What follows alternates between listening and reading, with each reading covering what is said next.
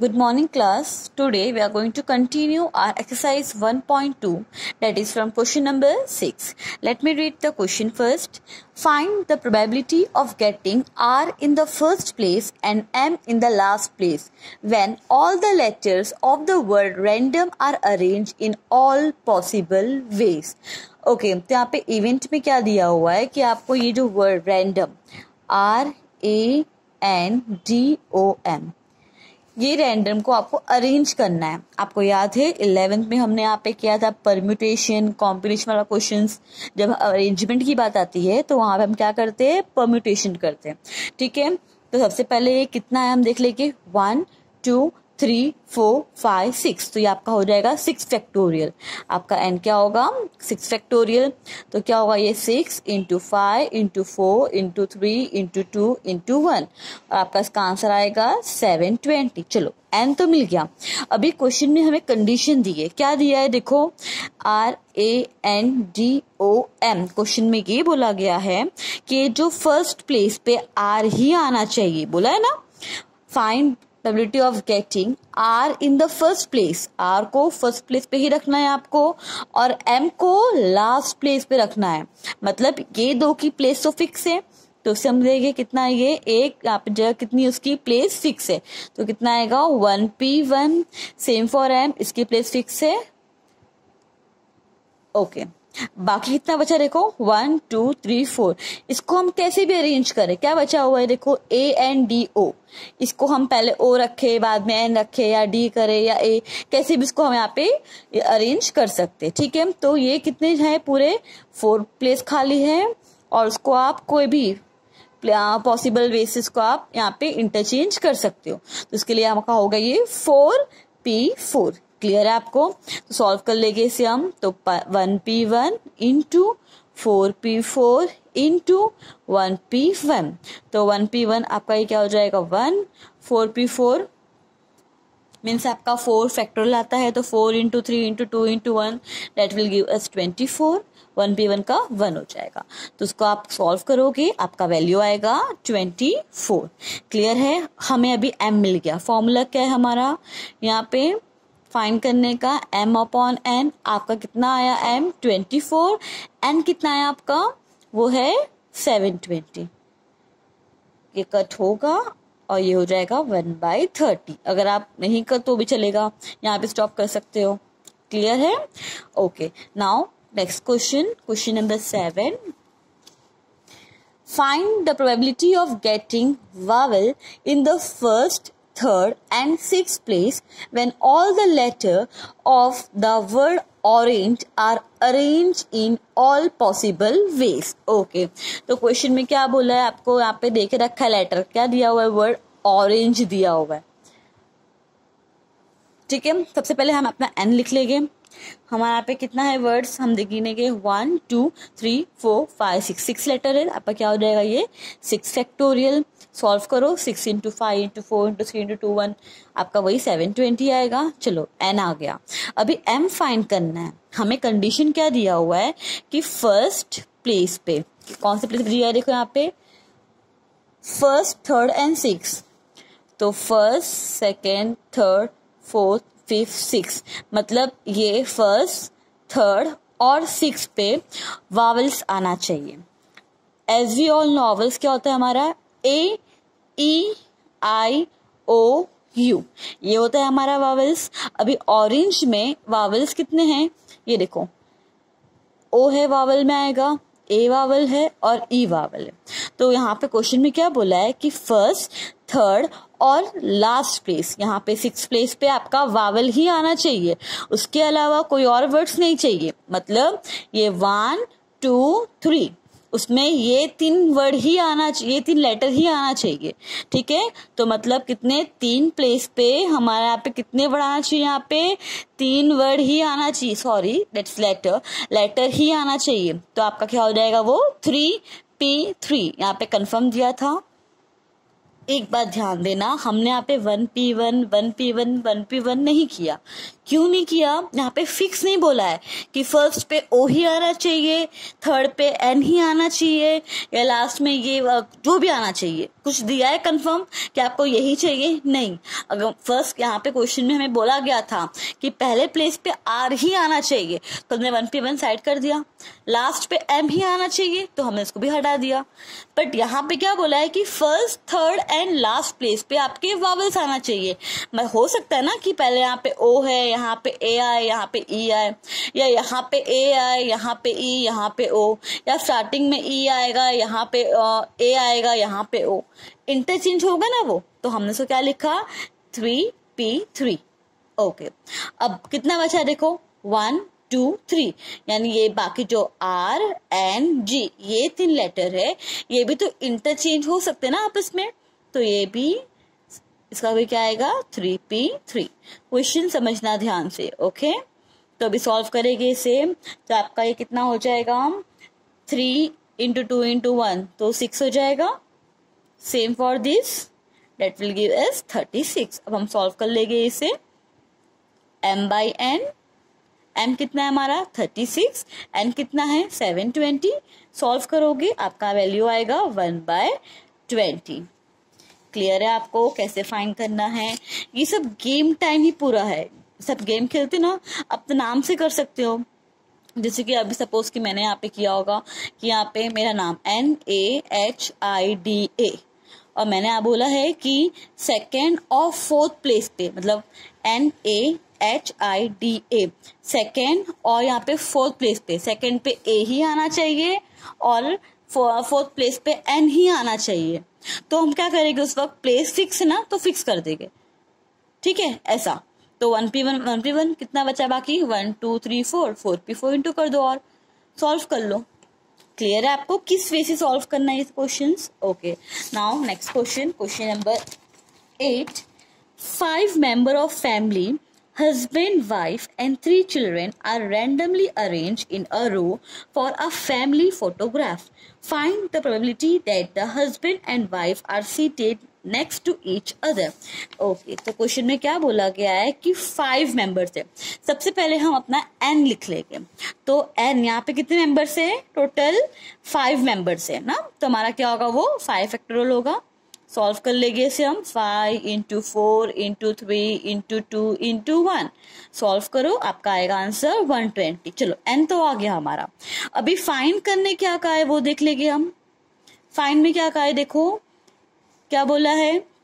5 member में से एक हस्बैंड है, वाइफ है और 3 बच्चे, इनको अरेंज करना है। हमें ये फाइंड करना है कि हस्बैंड और wife are seated next to each other, मतलब कि यहाँ पे हम पहले यहाँ पे 1 2 3 4 5 मेंबर से पूरे। ठीक है, अब यहाँ पे कंडीशन ये देके रखिए कि आप यहाँ जो फैमिली या हस्बैंड एंड वाइफ है वो साथ में बैठे, भले वो यहाँ बैठे साथ में हो गए, यहाँ बैठेगे तो साथ में हो गए, यहाँ बैठेगे तो एक साथ हो गए, या यहाँ पे, समझ रहे हो? तो हमें मतलब हस्बैंड एंड वाइफ को एक ही मान के चलना होगा, हस्बैंड एंड वाइफ। तो जहां जाएगी वो साथ में बैठेंगे। ठीक है, तो यहाँ पे सपोज कि ये हस्बैंड एंड वाइफ, ठीक है, तो ये हो सकता है ना कि यहाँ पे हस्बैंड, यहाँ पे वाइफ, या यहाँ पे वाइफ, यहाँ पे हस्बैंड, तो ये आपस में भी इंटरचेंज होगा ना, तो ये हमारा क्या होगा? 2p2। क्लियर है? यहाँ तक क्लियर है आपको? ओके, नाउ नेक्स्ट, अब ये सीट इनकी चेंज भी हो सकती है। अगर हमारे यहाँ पे बोला होता स्टार्टिंग में ही बैठेंगे तो हम क्या करते? 2p2 हो गया, 3p3 करते, खत्म काम। बट ये मूव भी तो हो सकते हैं ना, कहीं बैठेंगे पर साथ में बैठेंगे, तो इसको हम एज अ 1 काउंट करेंगे, मतलब ये कहीं भी जाएंगे साथ में जाएंगे।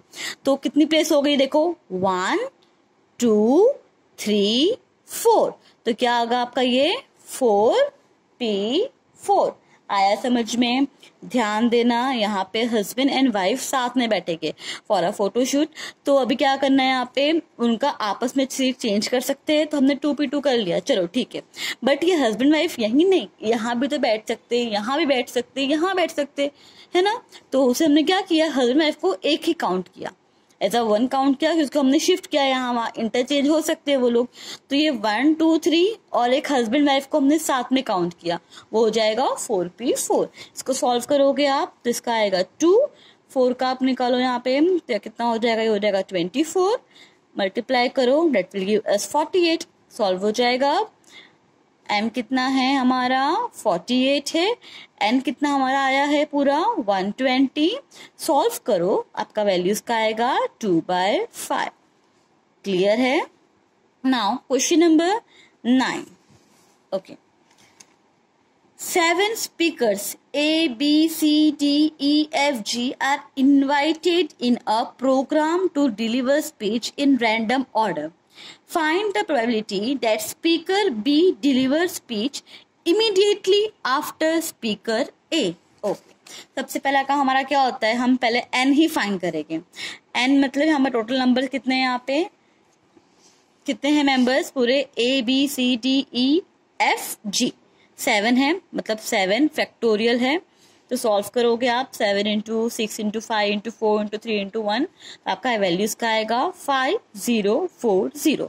चलो n आ गया। अभी हमें यहाँ पे कर कुछ दिया है, फाइंड क्या करना है कि हमें ये बताना है कि आप जो स्पीच दे रहे वो लोग सब रैंडमली स्पीच दे रहे हैं। आपको ये शो करना है कि जो बी है वो ए के तुरंत बाद स्पीच दे। मतलब कि देखो ये A, B, C, D, E, F, G ये पूरे स्पीकर से। चलो A ने स्पीच दिया तो कितना होगा 1P1। क्वेश्चन में क्या बोला है, आपको फाइंड करना है कि B जो है वो तुरंत A के बाद स्पीच दे।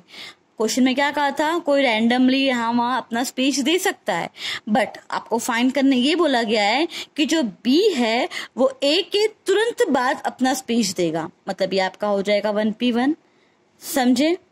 अब बाकी कितने बचे वो देखो, अभी देखो 1 2 3 4 5 5 मेंबर्स बचे। एक चीज और ध्यान देना, क्वेश्चन में क्या बोला है कि ये लोग रैंडमली स्पीच दे रहे, कोई भी कभी E आ गया, कभी F आ गया, कभी G का, तो कोई भी रैंडमली स्पीच दिया है उसमें। लेकिन एक कंडीशन है कि जो B है ना वो A के बाद ही स्पीच देगा। तो हो सकता है ये जो स्पीच वाला है वो पहले C दिया होगा, उसके बाद A दिया होगा, उसके पीछे B दे दिया होगा, है ना। तो इसको हम एज अ वन ग्रुप बना के चलेंगे। अब काउंट करेंगे कि किस वे से स्पीच दिया होगा। तो 1 2 3 4 5 6, इसको हमने ऐसा 1 काउंट किया, 6P6। समझे। हो सकता है ना कि ये ग्रुप बाद में कभी दी होगी, यहाँ पे प्लेस चेंज हो सकता है ना, तो इसके लिए इसको हमने एज अ 1 काउंट किया है। क्लियर है। तो आगे सॉल्व तो हो ही जाएगा। ये 1 इंटू 1 इंटू इसको सॉल्व करो तो आपका इसका वैल्यू आएगा 720। ओके, अब फाइंड करेंगे हम प्रोबेबिलिटी।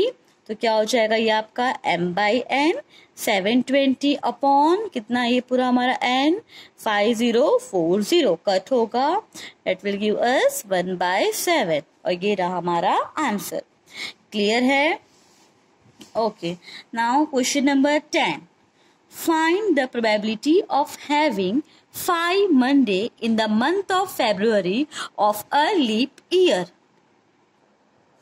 ओके, सो इस क्वेश्चन में क्या बोला है, देखो क्या पूछा है, आपको ये फाइंड करना है कि लीप ईयर फेब का जो मंथ है उसमें हमें 5 मंडेज ये फाइंड करना है। ठीक है, सबसे पहले हम अपना क्या यहाँ पे यू फाइंड कर लेंगे। क्वेश्चन नंबर ये आपका 10, यहाँ पे क्या बोला है, लीप ईयर। ओके, तो लीप ईयर में डेज कितने होते हैं, टोटल 29 डेज होते हैं। ओके, तो हम जब बात करते हैं वीक की, एक हफ्ते की, तो हर महीने में 4 हफ्ता कंपलसरी होता है, फिर एक्स्ट्रा डेज निकलता है, कभी 2 निकलता है, कभी 3 निकलता है। ठीक है, तो लीप ईयर में कंप्लीट यहाँ पे 7, एक वीक में कितने डेज होते हैं 7, तो वैसे 4 हफ्ते आते हैं पूरे। तो मतलब कितने हुए वो हमारे 28, मतलब कि 4 बार संडे आएगा, 4 बार मंडे आएगा, 4 बार ट्यूसडे, सब फिक्स है। मतलब संडे से लेके सैटरडे तक 4 बार तो सब आने ही वाले हैं एक मंथ के अंदर। ठीक है, अब जब वो लीप ईयर की बात है तो लीप ईयर में कितने डेज होते हैं, टोटल 29 डेज होते हैं। ठीक है, हमें पता है कि यहाँ पे 4 बार सब आने वाला है, संडे मंडे ट्यूसडे सब। ठीक है, बट यहाँ पे 28 डेज हुए पूरे। अब यहाँ पे एक एक्स्ट्रा आप ऐड करोगे डे, तब जाके हमारा कौन सा बनता है, वो लीप ईयर होगा। तो जो एक्स्ट्रा 1 डे आएगा वो कंपलसरी नहीं कि वो संडे ही आएगा, हो सकता है वो मंडे हो सकता है वो ट्यूसडे हो, तो ये हमारा होगा आउटकम्स। यू हो सकता है वो जो एक्स्ट्रा वन डे है वो आपका संडे हो सकता है ना, या फिर वो मंडे हो या ट्यूसडे हो या वेडनेसडे हो या थर्सडे हो या फ्राइडे, और it can be Saturday. Okay, तो यहाँ पे हमें क्वेश्चन में क्या बोला है, अभी ये हमारा कितना है 1 2 3 4 5 6 7, हमारा N7 आ गया यहाँ पे। फाइंड क्या करना है हमें कि 5 मंडे आना चाहिए। 4 मंडे तो है, हमें ये फाइंड करना है कि जो हम कि उस मंथ में 5 मंडे होना चाहिए। तो 4 मंडे तो आ गया, तो आने का चांसेस कितना है मंडे उस वीक में, एक चांसेस है। हो सकता है वो एक्स्ट्रा डे जो है वो मंडे हो, तो हमारा M क्या हो जाएगा 1 हो जाएगा। आया समझ में? तो हम सॉल्व कर लेंगे इसे हम, P of A is equal to M/N, और ये आपका हो जाएगा 1/N। कितना है आपका, वो है 7। यह आपका आंसर। आया समझ में? एक क्वेश्चन होता कि आपको फाइंड करना है कि 5 फ्राइडे हो और वो होना चाहिए लीप ईयर में, तो वही होता कि यहाँ पे 4 फ्राइडे तो है, हो सकता है वो एक्स्ट्रा डे हमारा फ्राइडे हो, तो वो आने का चांसेस कितना है फ्राइडे उस वीक में, एक ही बार है, तो 1 हो जाएगा हमारा M। सॉल्व कर लेंगे उसे हम। क्लियर है आपको? Okay, now question number 11, find the probability of having 53 Fridays in a year which is not a leap year. अब देखो, तो यहाँ पे बोला गया है कि वो जो हम ईयर ले रहे हैं वो है नॉन लीप ईयर। ओके, तो सबसे पहले क्वेश्चन हमारा क्या बोला है यहाँ पे कि हमें फाइंड क्या करना है, 53 फ्राइडेज आना चाहिए, ठीक है। और आपका जो ईयर है वो कौन सा ईयर है, नॉन लीप ईयर, मतलब टोटल डेज कितने हो गए उसके नॉन लीप ईयर्स के, वो होते हैं पूरे 365। जैसा हमने सीखा कि हर मंथ में 4 संडे 4 मंडे 4 ट्यूसडे फिक्स आते हैं, वैसे ही पूरे साल में 52 time Sunday, 52 time Monday, 53 time 52 time Wednesday, मतलब 52 आएंगे, हर वीक रिपीट होगा। क्लियर है आपको? तो हमें यहाँ पता है कि वो 364 यहाँ पे टाइम, यहाँ पे संडे मंडे ट्यूसडे सब 52 टाइम्स तो आने ही वाले एक साल में, ठीक है। तब उसे एडअप करोगे ना आप पूरा, तो वो आपका आएगा 364। 52 संडे 52 मंडे, इन शॉर्ट क्या करो आप 52 इंटू आप उसको 7 करो, कितना हो जाएगा 7 टू 14, 7 35 36, मतलब कितने आ गए 364। बट हमारे डेज होते कितने हैं 365 होते, मतलब कि एक और डे। अब वो डे आने का चांसेस क्या क्या है ये पता है हमारा, 52 फ्राइडे यहाँ फिक्स है, तो ये एक आने का चांसेस क्या क्या है हम अपने लिख लेंगे पहले आउटकम्स। हो सकता है वो संडे हो, मंडे हो, ट्यूसडे हो, वेडनेसडे हो, थर्सडे हो, फ्राइडे हो या सैटरडे हो, ठीक है। हमें फाइंड करना है कि उस ईयर में 53 फ्राइडेज है, ठीक है, एज वी ऑल है 52 फ्राइडेज, बट हमें ये प्रूव करना है कि यहाँ पे जो एक्स्ट्रा वन डे है वो होना चाहिए फ्राइडे। तो वो कितने बार यहाँ पे है, एक बार आएगा, आने का चांसेस है एक बार फ्राइडे आने का। तो हम सॉल्व कर लेंगे, P ऑफ ए हमारा क्या है M/N, तो M कितना हमारा है, आने का चांस कितना है वो 1 टाइम, तो 1 बाय कितने डेज में से 1 2 3 4 5 6 7, ये आपका N है 7। आया समझ में? लॉजिकली आपको सॉल्व करना है ये, अगर डाउट है नहीं आ रहा वापस पूछो मुझे आप, ठीक है। Now question number 12, find the probability of having 5 Tuesday in the month of August of any year। Okay, so question में क्या बोल रहा है आपको, क्वेश्चन नंबर 12 कि यहाँ पे फाइंड करना है 5 ट्यूसडे आना चाहिए, कौन से मंथ में, अगस्त के मंथ में।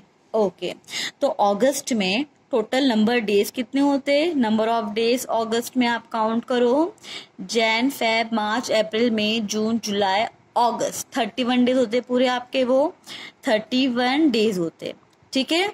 हमें पता है कि पूरे हफ्ते यहाँ पे मतलब ये मंथ में 4 वीक रिपीट होते हैं। संडे 4 बार आएगा, मंडे 4 बार आएगा, ट्यूसडे 4 बार आएगा टिल सैटरडे। ओके, तो यहाँ पे हम पहले वो लिख लेंगे। तो यहाँ पे क्या आएगा, 4 टाइम रिपीट होगा, वीक रिपीट होगा ना 4 टाइम, तो कितना हो जाएगा 28। बट 31 डेज है अगस्त में, तो एक्स्ट्रा कितने डेज यहाँ पे और आ रहे हैं, काउंट करो आप। 28 के बाद 29, 30, 31, 3 डेज यहाँ पे एक्स्ट्रा आएंगे। अब वो 3 एक्स्ट्रा डेज कौन सा होगा, क्या आने के चांसेस है, वो लिखेंगे हम पहले, वो हमारा हो जाएगा यू। अब वो 3 डेज जो हो गए वो आगे पीछे तो नहीं आएंगे ना, ये तो नहीं संडे आएगा फ्राइडे आएगा या फिर वेडनेसडे ऐसा आएगा, नहीं, वो सीक्वेंस में आएगा। तो हम लिख लेंगे, हो सकता है वो संडे मंडे ट्यूसडे हो सकता है वो मंडे ट्यूसडे वेडनेसडे हो सकता है कि वो ट्यूसडे वेडनेसडे या थर्सडे या हो सकता है वेडनेसडे थर्सडे या फ्राइडे या ये हो सकता है कि वो थर्सडे फ्राइडे या सैटरडे हो सकता है कि वो फ्राइडे सैटरडे या संडे समझ में आ रहा है आपको कैसे हम क्या लिख रहे हैं ये? या हो सकता है ये आपका सैटरडे संडे और मंडे फिर आगे करोगे तो वो रिपीट ही आ जाएगा। मतलब कितने हैं आप काउंट करोगे, 1 2 3 4 5 6 7, मतलब 7 यहाँ पे ये चांसेस है आने के। या आपका क्या एन हो जाएगा। हमें फाइंड क्या करना है, हमें इस मंथ में कितना चाहिए, 5 ट्यूसडेज चाहिए। तो 4 तो आ ही रहे हमारे पास, तो 5 बार ट्यूसडे आने का चांसेस कितना है वो फाइंड करना है। तो जहां जहां ट्यूसडे वो काउंट कर लो आप। यहाँ पे ट्यूसडे है 1 2 3, आगे नहीं आएगा, वेट थर्सडे आ रहा है ना वो, तो 1 2 3, मतलब कि 3 चांसेस है यहाँ पे ट्यूसडे आने का। कितने में से, टोटल 7। ये रहा आपका आंसर। आया समझ में? इस टाइप के जो क्वेश्चन है आप सॉल्व करो। आपके लास्ट एक्सरसाइज में क्वेश्चन ये हो गए ऐसे कुछ, या आप खुद से कुछ फाइंड करो और ट्राई करो फाइंड करने की, कुछ क्वेश्चन मेक करो, जिस नंबर चेंज कर दो, तो आपको आइडिया आ जाएगा कि सॉल्व कैसे करना है। ओके, 13 क्वेश्चन से हम नेक्स्ट क्लास में सॉल्व करेंगे। यहाँ तक की प्रैक्टिस करो, नहीं आए पूछो। Okay, thank you, have a nice day.